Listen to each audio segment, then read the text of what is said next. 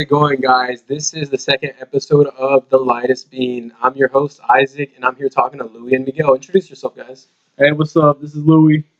I'm Miguel. All right, so the topic of today is going to be ICE and immigration reform. Now, what are your views on this, Miguel? I mean, Luis. What are you? What are your what? Already messed up. No, it's fine. It's fine. But what are your views on this, Louis? I don't like them You don't like them? Why not? because they take my family. They take your family away. Yeah. All right, how about you, Miguel? Same with Louis. It takes away our family. Like in my situation, if my family is taken away, it's gonna be me and my little brother. And as Louis is my brother, he's gonna be gone too. So I'm against it.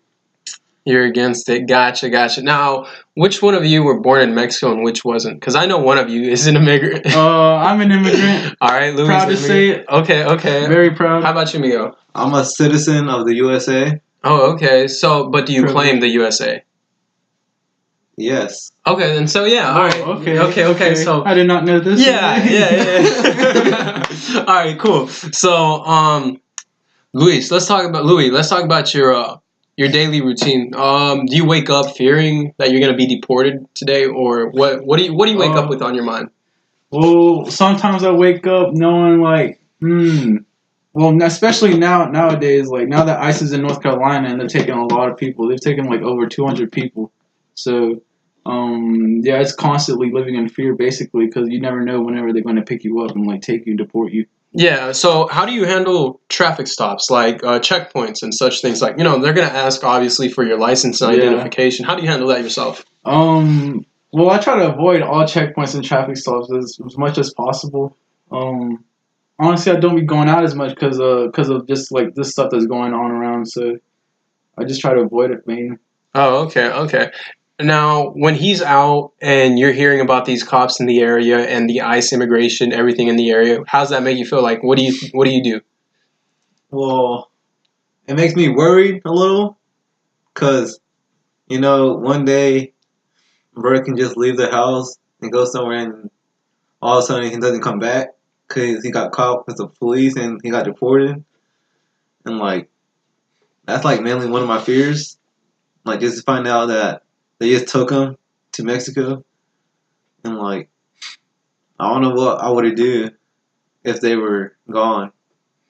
Like I'm mainly the person that would have to help like my family to get back because I'm a citizen, and I just don't know what happened. Yeah, what would you do? And like since we're we're the only ones here that's family. Like we have no family here. So like if like my family gets deported, my mom, my parents or whatever, it would just be my brother and my little brother. So my brother would have to step up a little bit and help us out. Maybe coming back. Maybe who knows? Yeah, it's anything can happen. Yeah, gotcha. Now, Miguel, you and your younger brother, you guys are both citizens here, but the rest of your family isn't. So let's say they got deported, but you and your little brother were left behind. How would you handle that exactly? I mean, honestly, I don't know. Like honestly, I wouldn't know how to handle it. Like first, I'll find a place to move into, like just to slow it down first. Yeah. And then I'll try to figure out what I can do to help out my little brother and my family. And it's honestly, I just wouldn't know what to do. Yeah. So, you've mentioned your little brother a lot. We're not going to name him, but, do you feel like he understands the situation and the severity of, the possibility of your parents and your older brother getting deported, or no? Does it never cross his mind? Has he never asked about it? Honestly, I don't know. I don't think so. Yeah, because he's still little. I don't think it crosses his mind at this point. Like right now, he just sees his parents, his brother, like living free and stuff. But like at any point, like we could just get picked up, and like he wouldn't really know what's going on. Yeah. So, you said your family's mostly, they're not here. I am aware they're out of state and some, but do you have more family here than you do in Mexico, or is it the other way around? We have more family like in different states. basically. Like, I mean, most of our family's in Mexico, but like our other part of it, like most of our family that isn't here in the U.S. is either like in Atlanta or California, Gotcha. and that's basically it. That's all the family we have here. Are you guys close with them? Could you count on them to help out if someone were to be deported or held up or something? Yeah, our family in Aldana, I feel like we could count on them a little more than our family in California, since like our family in California is a little far away. So Yeah. Now, has either one of you ever been put in the situation where you had to fear like the possibility of your mother or father not coming back home because you heard they were out while there was a traffic stop?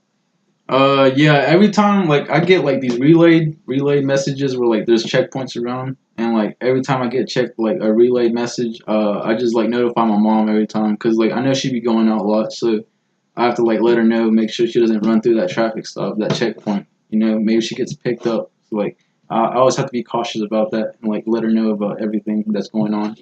Yeah, gotcha. Now, have they ever been stopped actually? Like, let's say they got the warning, but they were still en route and they somehow got stopped and they were just let off. Has that ever happened?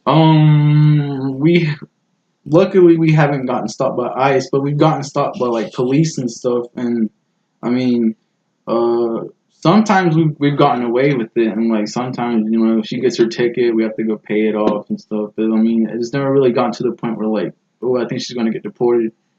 Yeah. I mean, until now, because now that ICE is like really like busting down heavy.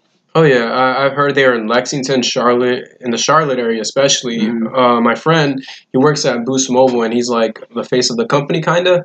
And he said they picked off like 12 people that were just there to, shop to get a new phone or pay their contract or whatever. So, it's definitely something scary and very probable that can happen.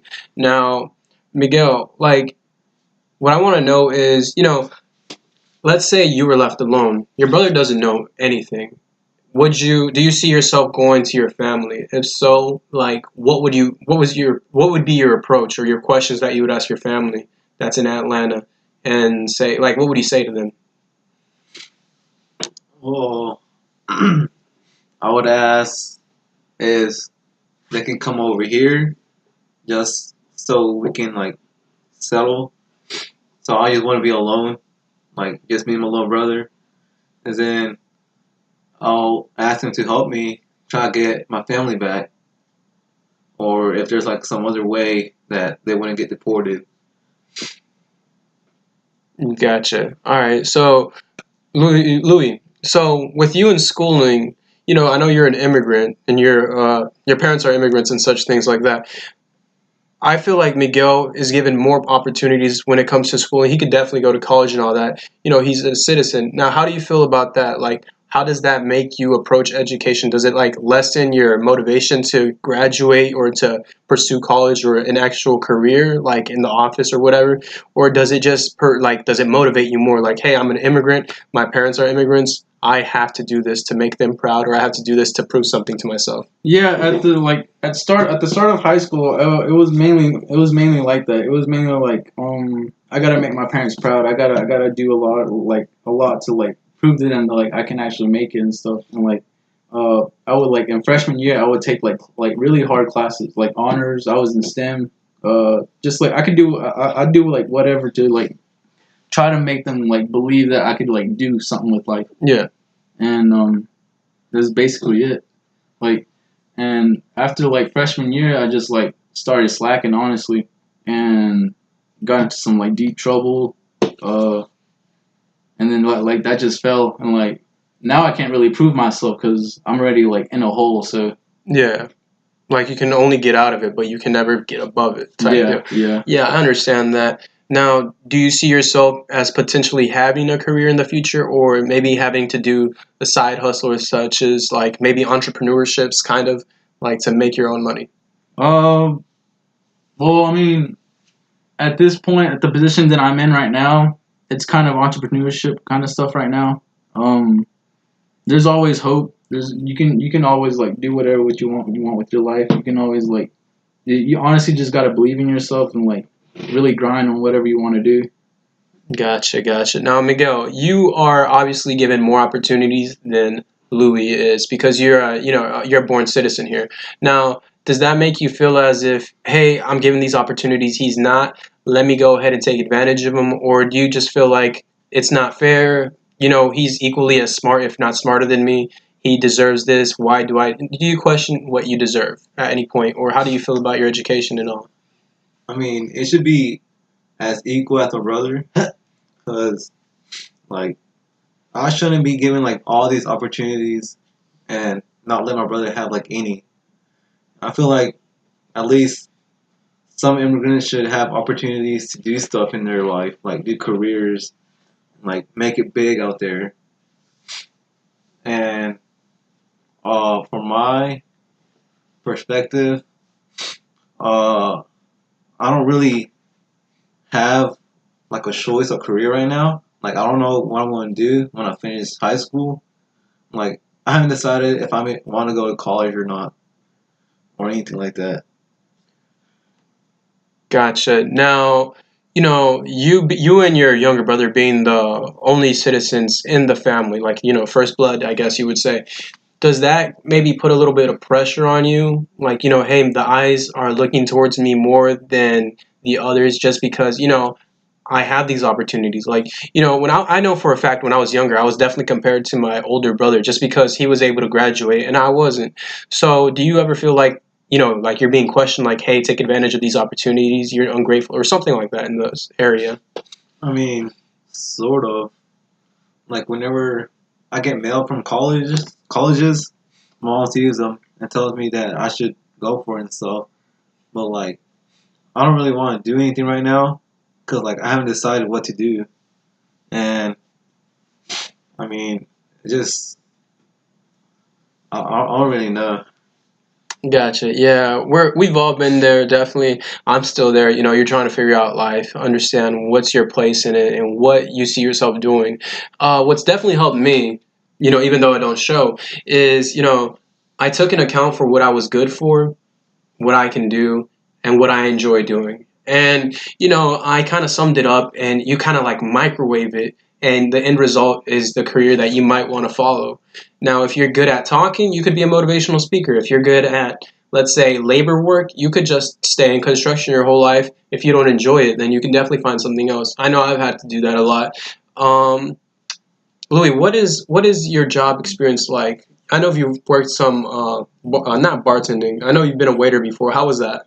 Uh, I mean, I wasn't really a waiter. I was a busboy, but like um, and it was under the table because like I can't really get a job, being illegal. I was legal at one point. I was under the DACA, under DACA, what freaking Obama Yeah. introduced, and actually my DACA had expired like a couple of months ago, and I really had trouble trying to renew it because of what Trump did. Because Yeah. he took the DACA away. Yeah, I think he reversed it or Yeah. some sort. Yeah. So now, is that another kind of like, I guess, is that a demotivator? I don't know if I used the proper word, but knowing that you need papers or knowing that you most likely need papers in order to succeed in this country. Like, you hear these miracle stories of people who made it big and they're immigrants. Yes, that is true, but they are outliers. They are those one percenters. Most people that are rich here in America are natural born citizens. They're either they have their citizenship or they were born here. Now, knowing that, does that kind of like unmotivate you in life to a certain extent? No. Hearing more stories about immigrants like making it and stuff, like making actually something of their life. I mean, that motivates me a little more because like I'm an immigrant too, and I can make it in life just like them. Uh, I feel like if you just like put your mind to it to anything, like you just like can't quit on anything. You can do whatever you want. Honestly. Yeah, that's true. That's true. Now, Miguel, that being said, what do you see yourself in the future? You haven't thought about, what your career choice is and all these things, but hearing your brother, feel motivated by the struggles, do you feel like a certain motivation as well, or do you feel like you have to find your motivation somewhere else?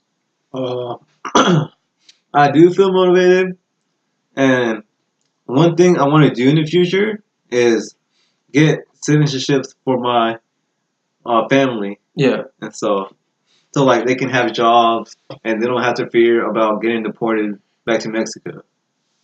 Because being legal is a lot in this country. Because like if you're not legal, you can't really do a lot of things. Like say if you want to buy a house, you kind of have to be legal to do that. Yeah, definitely. You know? Yeah, you need a social. Yeah.